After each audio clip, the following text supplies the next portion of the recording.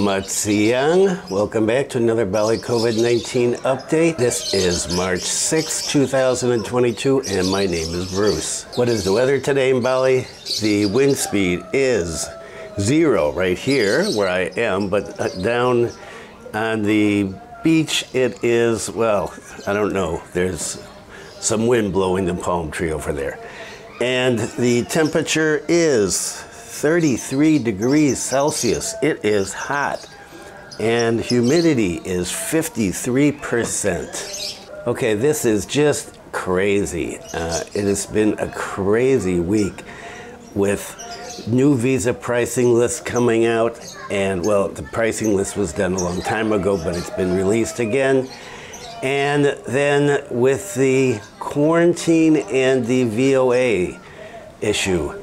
And wow, there has been so much on the internet the last couple of days about this, and everybody has an opinion, and well, nothing is really clear. There is a long segment that I have on both of these. On the quarantine and the VOA, there has been no SE, no circular released yet, but the governor of Bali has released his official minutes of the meeting that they had on Friday to discuss this. Today, this showed up on the Instagram accounts of Immigration and Pak Sandiaga Uno, the tourism minister, and the official government website for Bulaling. So this seems to be a done deal, except for the SE. Is there going to be an SE? Who knows? Some people say, oh, because it's a trial, there's no need for an SE.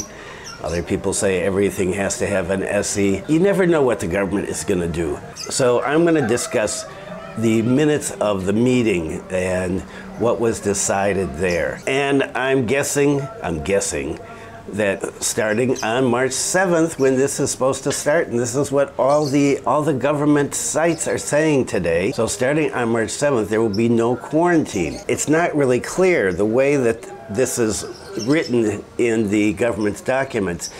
It says 2 shots and a / booster.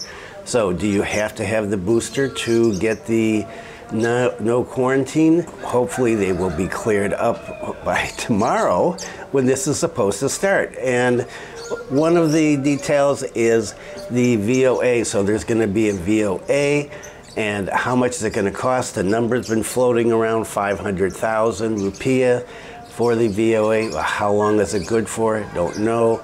The quarantine hotel, you're going to have to book you're going to have to book 4 days in a hotel. And does it have to be one of the official quarantine hotels? It seems like it, but again, there is a lack of details as usual. But I'm leading with this story, and this is going up on my thumbnail that starting tomorrow there will be no quarantine in Bali, because that's what it looks like. Now, if things change suddenly in the next 24 hours, this is noon on Sunday, and you know, I upload my Sunday and Wednesday videos between 4 and 6 p.m. If something big changes by tomorrow, I will do a very, very short one and put an update with some official numbers and any late-minute clarifications. I don't know why this can't be done all at one time, but this is the way the government does things. It is not exactly the most efficient, effective way. It seems like they want people to get crazy. I don't know. So that's there. Those are the 2 big stories. And with the visa prices, I just go over some basics on it, and then there is a link to the official document in Indonesian, and you can read that. It's not going to take effect for another month, though. And so, as usual, details have to be released. Maybe someday the government will get this all together and do things in a way that makes a little more sense. So I'm going to take a jump here and say, based on everything I've seen, tomorrow there will be no quarantine. It seems there will be a VOA. So the details, hopefully they will come out tonight, and I'll do a quick 5-minute update. I don't know, we'll just have to wait and see. So let's get into the numbers. And the numbers are pretty good. National new cases, 30,156. National recoveries, 46,669. National deaths, 322. That's not good. So you remember it was only a week and a half ago they're 175, and now they're up to 322. But as I've said in previous videos, that came from that big spike. Let's take a look at the Bali cases. Bali new cases, 251. We're working our way down, but we still got a long way to go to get back to where we were before the big surge. Bali recoveries, 869, a little down from the most recent videos that I did. Bali deaths, 8. That is good. That is a big drop from the other day. And so numbers are looking good, and that's what the government is saying about the no quarantine in the VOA, is that this is related to the numbers dropping. And why am I repeating myself today? I don't know. Okay, let's go into the first main story, no quarantine visa on arrival. Okay, this is the second lead story, and this is another one where there's just no details and nothing is official yet, and so people need to understand that just because something is released and it looks official, it is not necessarily the official document. Now, this document that's been released that I'm talking about is like the minutes of a meeting that the governor had along with a number of other people, and I'll mention them in a minute, and he signed it officially and said everybody should put this out, but it is not an SE. The governor cannot make a decision on opening up Bali without a quarantine. He cannot do the VOA. He does not have that power. And so until there is an SE, and hopefully there will be one before I upload this video, the link below is in Indonesian. And I'm going to cover all the main parts of this here so that if you don't read Indonesian or you don't want to go through Google Translate, you can get what this said. So this is a meeting that happened yesterday, and I was talking about this before. So this meeting was held at 6 o'clock. It was attended by the Minister of Health, the Minister of Tourism and Creative Economy, the Minister of Transportation, the Minister of Law and Human Rights, the Minister of Foreign Affairs, the head of the Covid-19 Task Force, the head of BNPB, coordinator and member of COVID-19 Task Force Expert Team, Governor of Bali, Bali Police Chief, Commander of the Udayana Military Command, and the tourism component. So a lot of big guns there. After listening to all the opinions in the meeting, in accordance with proposal of the Governor of Bali's coordinating meeting, decided as followed.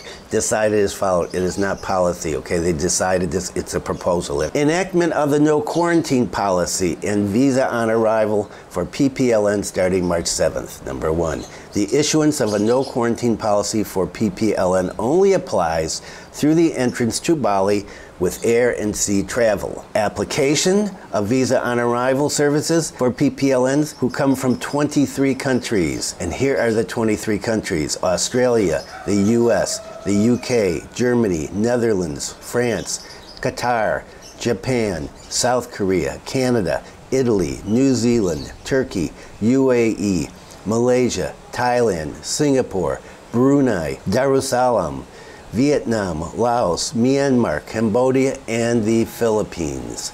Those are the only countries, according to this, that can apply for the visa on arrival. Now notice this does not include Russia and Ukraine. And what are the health requirements for the PPLN? Complete vaccination booster, negative PCR swab before departure, proof of payment of hotel bookings for a minimum of 4 days in Bali. Take a PCR test upon arrival. If the test result is negative, the tourist is allowed to visit all tourist destinations throughout Bali, just in Bali.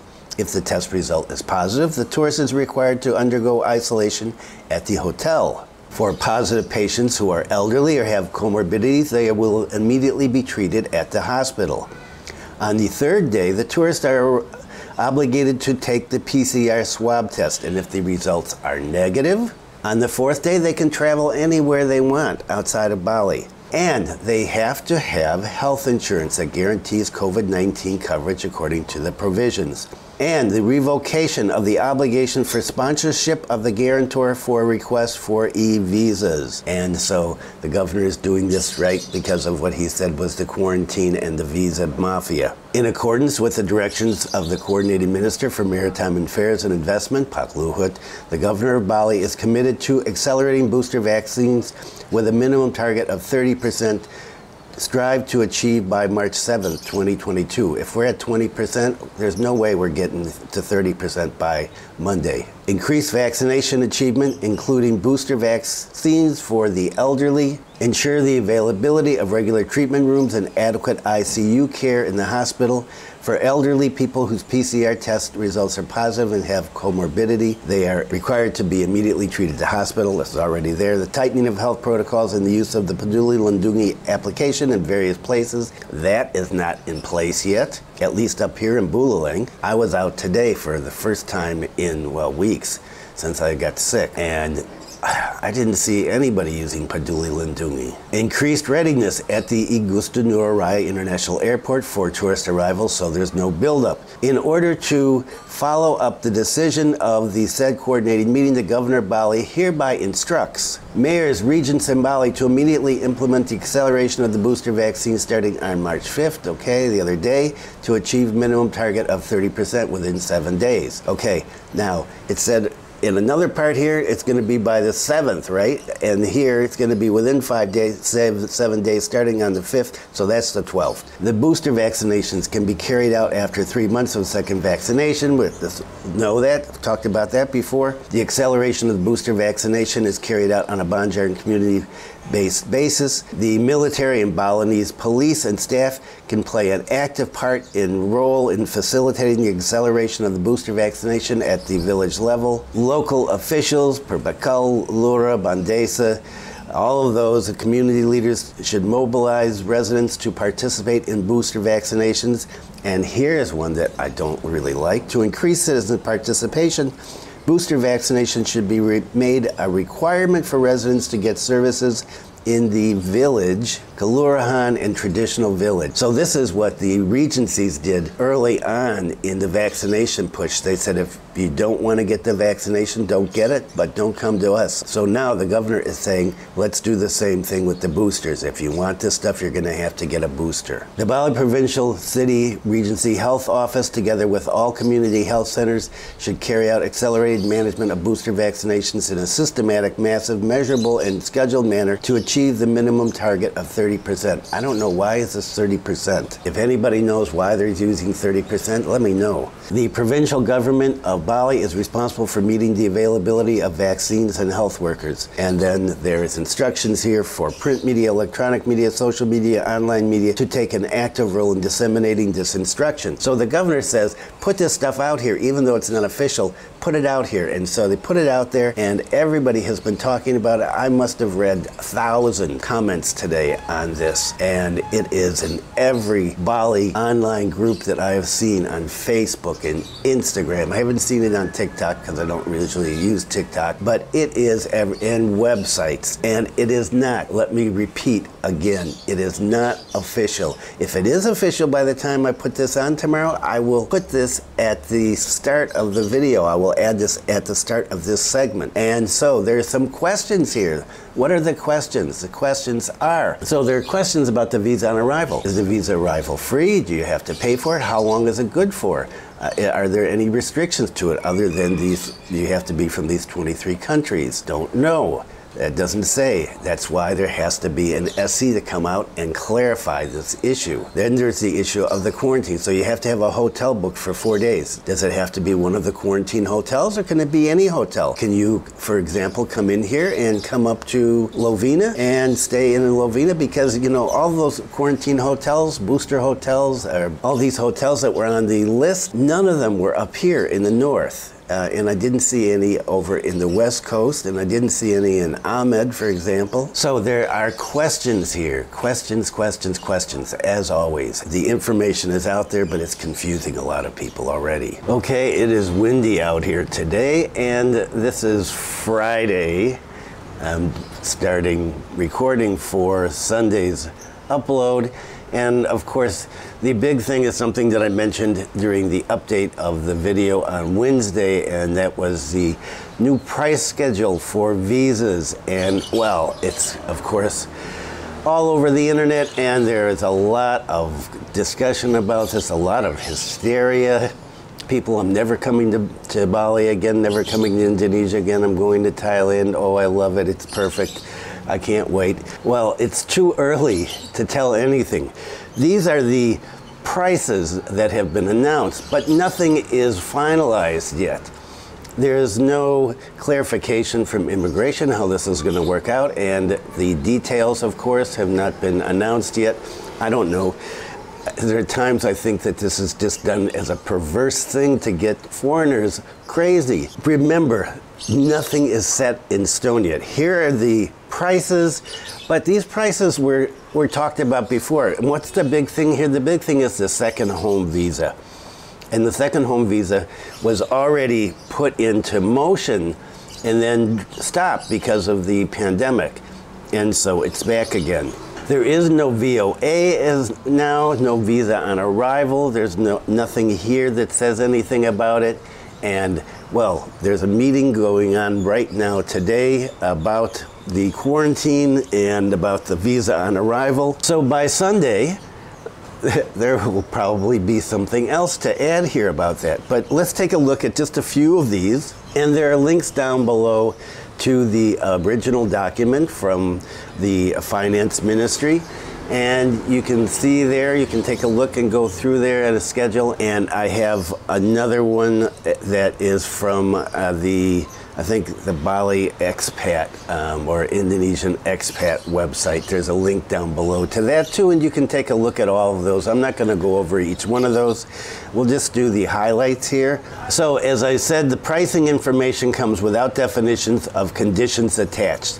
There are changes in the retirement visa. Retirement visa will no longer be the retirement visa. It will be the second home visa. The tourist visa and other long visit visas in terms of both the length of stay and how much a visitor will pay. Cost for the temporary residence permit, the ETAS, which is usually called the KITAS, and it's really the ETAS. And the permanent residency permit, the ETAP, also known as the KITAP, have also changed for some categories. And there is a new 180-day visa, which nobody exactly sure what that means, although everybody, of course, has an opinion about it. And as usual, best to wait and find out what the government has to say about it, because it doesn't really make any difference what we think about it.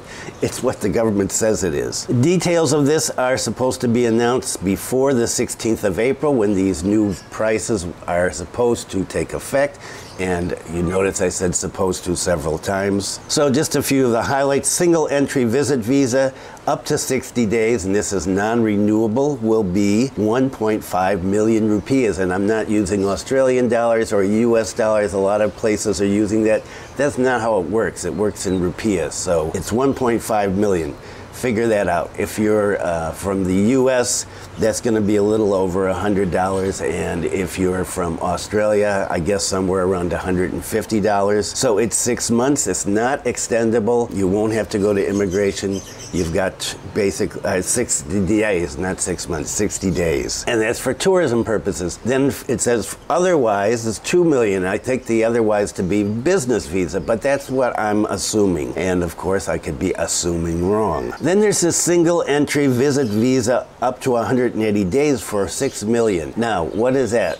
Some people say that it's a pre-investment visa. And what is the pre-investment visa? Unclear. There is a multiple entry visit visa with a maximum stay of 12 months. With each visit, a maximum stay of 180 days for 3 million. So that means, let's say you come in and you stay for 5 months, 150 days, and then you go to Singapore, you go back to Australia, the US or something. You can come back again and use the rest of your time, up to a year. And so that's 3 million rupiah. Now in this article, it says visa on arrival for 30 days non-extendable will cost 500,000 rupiah plus the Director General approval charge of 200,000.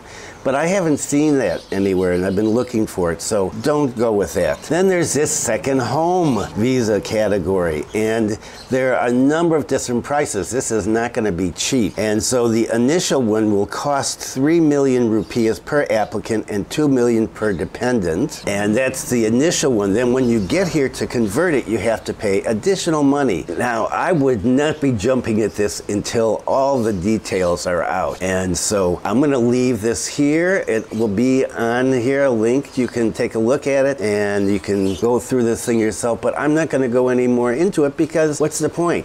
it's meaningless until there's some clarification from immigration about what this all means. There is the second home visa. It ain't going to be cheap. What are the conditions? Not clear yet. So that's the main story, that the visa prices are here, but nothing is clear as usual. And let's go on. In the last video, I talked about Indonesia wanting to move from the pandemic to endemic status.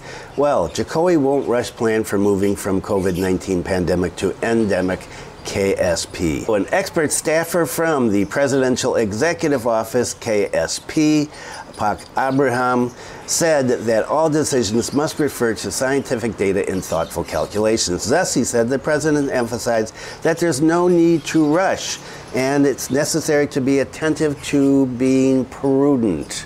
Pak Abraham said the government always conducts close monitoring of the COVID-19 development in Indonesia and other countries. The government also involves experts before taking steps for new policy decisions. If scientific data and expert analysis shows that the conditions continue to improve, then there will be a relaxation of COVID-19 rules. Of course, this is Sunday. Tomorrow there will be some kind of announcement of what's going to happen. It could be a lot of things. Could be back to VOA. It could be quarantine trial is moved up a week. Could be a lot of things. Maybe we'll go to level 2. Maybe schools in Bulang will open face-to-face learning, I hope. And how is Indonesia doing economically? Now, this is a story I was going to talk about a couple of weeks ago, but I just kind of put it off to the side. And, well, I'm interested in it because I'm interested in the development of Indonesia economically. Indonesia expects upgrade to upper middle income country status again. So I didn't know we were even in upper middle income country status. So Indonesia may soon rejoin the upper middle income countries after continuing a robust recovery from the COVID-19 slump in the fourth quarter of 2021, according to a senior government official. The Indonesian economy expanded by 5.02% in the last 3 months compared to the same period as last year. This is thanks to returning consumers. This is thanks to the return of consumers' appetite to buy things. I do.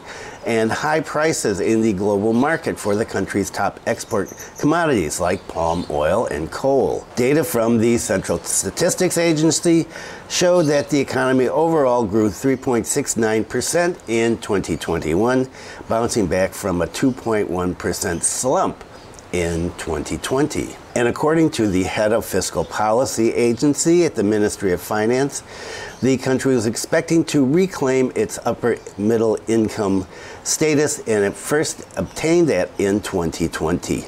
But because of the pandemic, Indonesia dropped down into lower middle income last year. And what is it that determines this status? Well, according to the World Bank's latest classification, an upper middle income country has a gross national income, GNI, per capita of between $4,096 and $12,695. GNI is different from the GDP, as the GNI covers the value of all products and services generated by citizens, regardless of whether they are produced in the country or outside the country. GDP only accounts for goods and services produced within the country. So 4,000 US dollars now is around, 56 million rupees. Divide that by 12, so we get a little over 4.5. I don't know anybody making, well, I do know a couple of people making more than 4.5, but I know a lot of people making a lot less than 4.5. According to a spokesperson from the Finance Ministry, Indonesia has successfully controlled the pandemic by implementing health protocols and vaccinations, and the fiscal stimulus policies by the government have been effective, and there's been good synergy between authorities in maintaining stability and accelerating economic recovery. And these are the reasons the economy is moving forward. The government is also optimistic that the economic performance will be more robust and is projected to grow by 5.2% this year. According to the spokesperson, the performance will be supported by strengthening investment in exports and the continued recovery in public domestic consumption. Bye, bye, bye. And the World Bank will update the country classification on July 1st, 2022. It groups world's economies into low, lower middle, upper middle, and high income countries based on the GNI per capita in the current US dollars. So we should know by July 1st, are we going to move up into upper middle income status? And what about Vietnam? Okay, so Vietnam, right, is in the running for getting the slice, a big slice of the tourist pie. International tourist arrivals up 71%. Okay, the General Statistics Office in Vietnam announced that Vietnam welcomed 49,200 foreign visitors in January and February, up 71.7% compared with the same period last year. The tourism sector in Vietnam is preparing the necessary conditions to fully open tourism activities starting on March 15th. And the Ministry of Culture, Sports, and Tourism has sent an urgent message to localities nationwide to prepare to resume tourism activities. The message asks local people's committees to issue plans to reopen tourism in line with their conditions and related directions, propose measures to deal with any risk emerging during the reopening of tourism activities, and disseminate information about the reopening, and effectively control regulations and COVID-19 prevention procedures. Localities were advised to issue policies to support employers and employees to encourage them to take part in the reopening of tourism in Vietnam, and authorized agencies were asked to establish joint teams to guide and instruct local tourism companies to resume tourism activities in line with regulations and strictly punish violators. The tourism sector in Vietnam has set a target of serving 65 million visitors, including 5 million foreigners, for 2022. Wow, that's a lot. Under the Ministry of Culture, Sports, and Tourism's two-phase tourism recovery plan between 2022 and 2024, the sector is expected to attract around 8 to 9 million international tourists, equivalent to 45 to 50% of the figure recorded in 2019.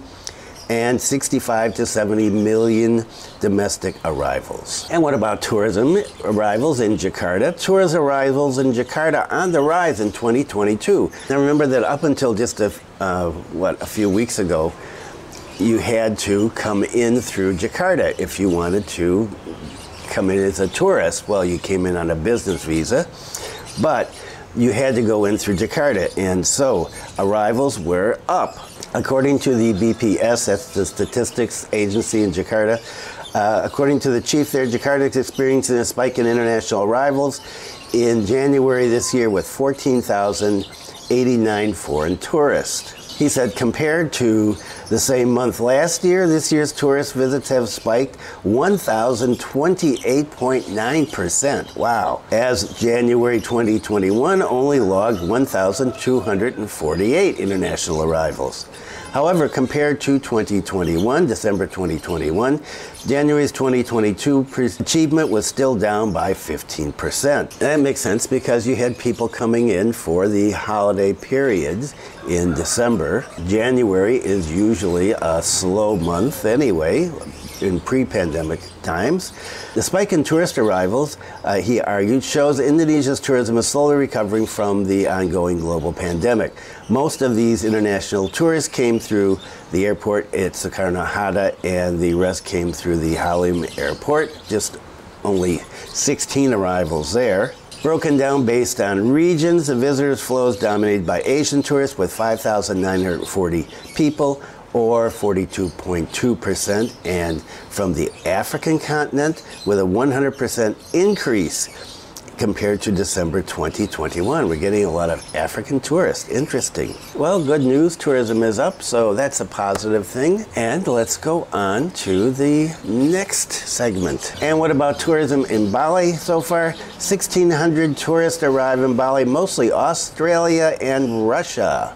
Okay, no surprises there. Since the opening of Bali to foreign tourists, more than 1,600 tourists have come to Bali up to yesterday. According to Pak Luhut, most of the tourists come from Russia, Australia, France, America, and the Netherlands. And Russia and Australia, number 1 and 2. About half of the number of foreign tourists chose to quarantine using the bubble system, in hotels with an average room rate per night of 3 million rupees. With the quarantine system, tourists can continue their activities outside the room but must remain in the bubble area. We know that. Okay, so people are staying in the bubble hotels. Pak Luhut explained that the government will increase the number of hotels to support the bubble concept in Bali up to 17 hotels, and general quarantine hotels will be increased to add up to 41. And the government will be making other improvements to support tourism in Bali, including expanding the scope of bookings through online travel agents, increasing the availability of isolation, conducting airport pickup mechanisms, and facilitating e-visas. And this is all to come. Hopefully tomorrow there will be some information from the meeting today, and we'll get something firm by Sunday's update. Okay, so some exciting news on travel. A lot of travel information today. Garuda will bring PPLN from Perth and Melbourne to Bali. Okay, and PPLN, as you know, are overseas travelers, right? I've mentioned that many times. And so a plane came in yesterday, a Garuda flight. Well, yesterday is Friday, so 2 days ago. Today is Saturday. So a Garuda flight came in from Sydney, Australia, directly to Bali on Friday and was warmly welcomed by the President-Director of Garuda Indonesia. And there'll be a follow-up story on this in just a minute. He said, "We will continue to support the Bali provincial government's program, especially in reviving tourism on the island of the gods." Nice to hear somebody call it the island of the gods and not Yoga Central. Furthermore, he said, Garuda Indonesia is ready to fly from Perth and from Melbourne. His party will also continue to increase flights to Bali, including campaigning for MotoGP spectators to stay in vacation on the island of Bali. And in addition to bringing tourists into the island of the gods, he said that Garuda Indonesia is also intensely implementing Bali Governor Regulation number 99 of 2018 concerning marketing and utilization of agriculture, fishery, and local industry products in Bali through tuna export activities to Hong Kong and Narita in Japan. Okay, well that's interesting. He concluded, "We export regularly every week. In total, tuna from Bali, Manado, and Ambon reaches 20 tons per week for exports, and Bali is the highest exporter through Garuda Indonesia flights." Okay, and so that's where our tuna is going, to Hong Kong and Japan. And more on the flight from Sydney. 60 PPLN from Sydney arrived in Bali. Governor welcomes directly. Okay, the governor is in the news a lot, as you've heard today already. The arrival of the PPLN was welcomed by the governor of Bali, along with a number of important officials in the Bali provincial government at the airport, Ngurah Rai. The governor said that from his direct observation, the EHAC and PCR swab examinations at the airport were very fast and much faster than when the arrival of foreign tourists began in February. To date, according to this article, 11 flights have been recorded to depart for Bali, including Garuda Indonesia, Singapore, Scoot Tiger Air, Jet Air, Air Asia, Batik Air, Jetstar, Turkish Airlines, and others. Okay, I didn't hear about most of these. I only knew about Garuda in Singapore, and I knew Batik was going to do it, and Scoot, right? So, all right, so the other ones, not familiar with. The governor said, "I need to say that from the results of the passengers who arrived from February 16th through February 28th, the number has reached 1,846 people, okay, consisting of 1,424 foreigners and 322 Indonesian citizens. Of this number, only 7 tested positive, 6 foreigners and 1 Indonesian. Okay, more good news, and all of those were asymptomatic. Regarding the handling of COVID-19 in Bali, the governor emphasized that COVID-19 vaccinations are increasingly showing good results, where for the general vaccination number for the first vaccinations reached 104%, 104% of the target, not of the real population, and the second vaccination has reached 94%, while vaccinations for the elderly for first injections are 85% and second 75%, so elderly getting less vaccinated than everybody else. And what about vaccinations for children? Vaccinations for children and adolescents reached 108% for the first and 103% for the second. And for the booster, the figure is 20.35%. And the governor said the number of daily cases continue to decline, recoveries are increasing, and death cases are also declining. And active cases also decreasing, and positive rate is very low, 3.5%, he said, far below the minimum WHO standard of 5%. And he said, originally the government offered April 1st. This is for the quarantine free. And we asked it to be advanced to March 2nd, he said, and which has created the huge stir on the internet today.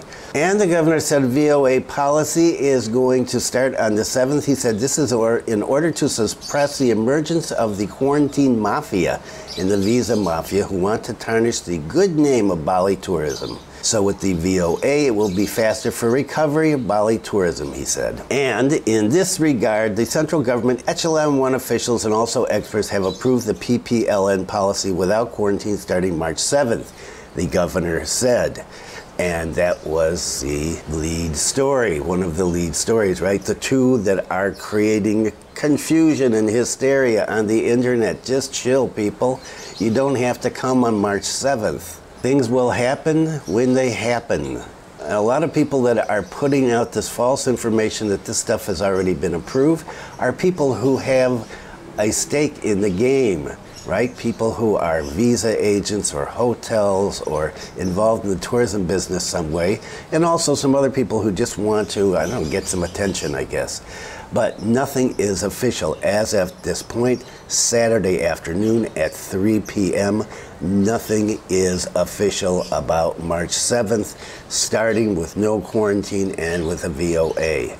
And if you're looking at this and you didn't look at the lead story, go back to one of the lead stories, the lead story on the meeting of the governor yesterday. And some more on traveling. Singapore's Jetstar resumes flights to Bali after 2 years. I didn't know Singapore had Jetstar.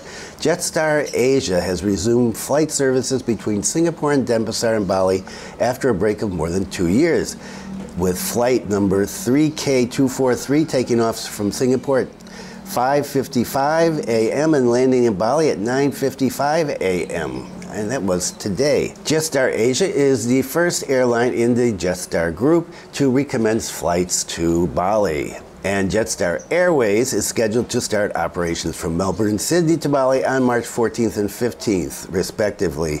Jetstar Asia announced in a press release on Friday. And of course, well, every video somebody says, okay, my reservation on Jetstar was canceled again. Okay, so is Jetstar going to operate from Australia in March? Well, we just have to wait and see. And the CEO said that key obstacles as Bali strives to revive tourism were quarantine and PCR test, and that moving from PCR test to less costly ART test has been significant, but you are going to have to take a PCR test when you get here, when you leave, and so I'm not sure where that's coming from. Jetstar Asia said it was currently offering low fares for Bali flights from Singapore to celebrate the occasion and promised an added layer of protection to keep employees and customers safe. Okay, and so another airline coming into Bali. Maybe the good times are going to come back soon. So in the last video, I was talking about the demonstration, which Ukrainians and some Russians demonstrating against the war, against the invasion of the Ukraine by the Russian imperialist Putin. Well, we're not allowed to do this kind of stuff according to what we agree to when we come in here on our visas. And so I was wondering how that was going to pan out. Ukrainian protesters may face deportation. So the head of the Bali Office of the Justice Ministry, Pak Jamaruli Matahuruk, and I've mentioned him many times, said his office will deport those foreign nationals involved in protesting the invasion of Ukraine. Matahuruk said it in a written statement. Firm action will be taken, including sanctions in accordance with Immigration Law Number 8 of 2011. The law allows immigration authorities to deport foreigners who break laws and disrupt public order. And holding a demonstration without a permit because they didn't have a permit, well, no, not allowed. So the March 1st gathering had several hundred people, and there were Ukrainians and apparently some Russians as well. And it was initially held at the Sandy Monument, and that was broken up by the police because there was no permit, and then they shifted over to the Ukrainian consulate. According to immigration officials, as of February 25th, there were 464 Ukrainians and 2,542 Russians currently living in Bali. What is it that Russians and Ukrainians love about Bali so much, and especially Canggu? Of the 464 Ukrainians living in Bali, 453 hold temporary stay permits, ETAS, and 11 permanent stay permits, ETOP. Of the 2,542 Russians, 2,495 have an ETAS and 47 have an ETOP. The head of the operations division of the Denpasar Police Precinct, Commissioner Imade Udur, said that the dispersal of the crowd was because we share a concern for their country, but they must follow the rules and procedures.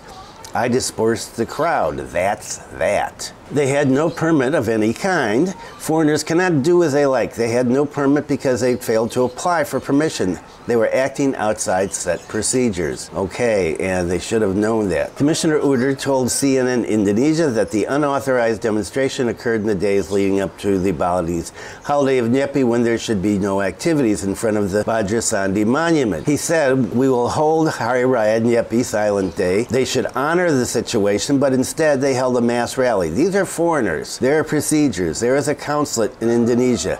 There are rules. So he was apparently really upset. So after they were chased out from the monument, the protesters went to the Honorary Ukrainian Consulate on Jalan Garuda in Sesatan, Denpasar. I didn't know that there was one there. And they met with the Honorary Consul, and after meeting with him, they sang the Ukrainian national anthem and peacefully returned home. Are these protesters going to be prosecuted, or is that just a warning from Pak Manohuru? I don't know. I have to wait and see. Okay, so we talked about the demonstration, the Ukrainians, and there were some Russians involved in it apparently. And here is something new that came out. Honorary Consul in Bali reminds Ukrainians to obey rules after officials mull deporting protesters. So the Honorary Consul of Ukraine in Bali, Newman Astama, issued a statement to Ukrainian nationals on the island of the gods about following rules, and this is referring to that protest. The numbers of protests originally said hundreds, and now in this article it says around 50 Ukrainian nationals. And according to the Honorary Consul, we were informed by police and immigration officers that foreign citizens are not allowed to take part in peaceful demonstrations or protests or any forms of mass gatherings in public areas, regardless of the purpose. This is because such gatherings breach regulations during the pandemic. The Honorary Consul said he sent a letter to Ukrainian nationals, but apparently not all of them got them. He said, as we know, a few people decided to take a photo together in front of Bajra Sandi Monument to show support for their families, and added that they immediately complied when they were told by the Balinese police that they were not allowed to do that, and they headed out to the consulate. And there they had a demonstration for about 30 minutes and met with the Honorary Consul. And he said that people from Russia and Belarus also showed up to express their support for the Ukrainians. He continued, we will work closely with the Ukrainian community through available channels to inform them about local laws. We would like to remind Ukrainian citizens in Bali to follow all the rules, as a consequence of deportation could be implied by the Bali Office of Ministry of Law and Human Rights for any breaches. I certainly support the demonstration for the Ukrainians, but you can't do that here in Bali, and so follow the rules, even in these kind of situations. Okay, and let's end up with this. This is from Coconuts. They come up with weird stuff sometimes. Stiff blend, BPOM warns about coffee containing Viagra. So the Food and Drugs Monitoring Agency, BPOM, has warned the public about a coffee brand that contains chemicals used to treat erectile dysfunction. The agency said it found the brand being sold in West Java cities, Bogor and Bandung, with 2 people arrested under suspicion of distributing the product. The coffee contained medical chemicals, namely sildenafil and paracetamol, BPOM had said at a press conference yesterday. Sildenafil is a chemical ingredient found in Pfizer's Viagra, which is used to treat erectile dysfunction. And when consumed without medical approval, the head warned that not only could the chemical damage reproductive organs, it can also cause a host of heart problems. And she added that the coffee product in question features a fake BPOM approval stamp. Okay, well, that should definitely not be done, right? You're going to get in big trouble for that. And so, if you're interested in having coffee in the morning, hoping that you're going to get something beside that, you might want to beware of what you're drinking. And with that, let's go on to the update and wrap up. Okay, and so that coffee one was weird. It's time for update and wrap up. Okay, the update actually was at the start of this video, talking about the last minute changes and the no quarantine and the VOA. And so no update here. There may be an update, but it will be a separate video. And the wrap-up, what is the wrap-up? Having no quarantine and a VOA is great. Great news, good for Bali, good for people that want to come here. The behavior of some people on the internet, it's like a feeding frenzy. My God, wait a few days. If this was up to me, as I've said many times, I tend to be cautious. I would be waiting for a week or two to see what's going to happen and how this is going to pan out before I jump into it. So if you show up, let's say tomorrow, and you're at the airport and you say, they say, where's your visa? I don't need one, visa on arrival. Hey, sorry, we have no news about that, so you have to go home. I wouldn't take the risk. I know some people are. I don't know why. I don't know what it is about you have to be here immediately, but I'm saying be a little cautious, wait for the details to come out before you jump out and make a reservation on a plane. And it's good news with more planes signing up to fly into Bali, and we hope that this trial is going to work out and everything is going to be okay. There are some details, as I talked about at the start, that need to be worked out, and we'll have to see how that goes.